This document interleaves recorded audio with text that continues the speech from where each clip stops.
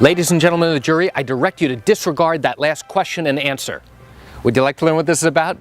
Come join me as I share with you this great information. Hi, I'm Gerry Oginski. I'm a New York medical malpractice and personal injury trial lawyer practicing law in the state of New York.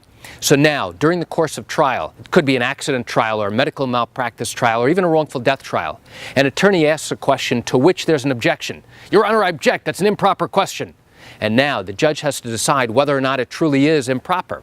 If it is, he'll ask the attorney to ask a new question.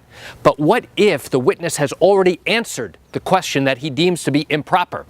Now he's going to turn to the jury and say, ladies and gentlemen, you are to disregard that question and disregard that answer. Well, that brings up the notion of, can you unring the bell? They've already heard the question that they shouldn't have heard. They've already heard the answer that they should not have heard. Can they get it out of their minds? And the answer is no, they really can't. The judge is then required to give a corrective instruction to the jury in order to disregard that information. But once you've heard it and now highlight that fact, it's highly unlikely that the jury will be able to disregard it. But he's required to give that corrective instruction so that later on, if we win that case, now the defense may be able to go ahead and appeal that case based solely on that issue that they heard this information and now they decided this case based upon the information they never should have heard.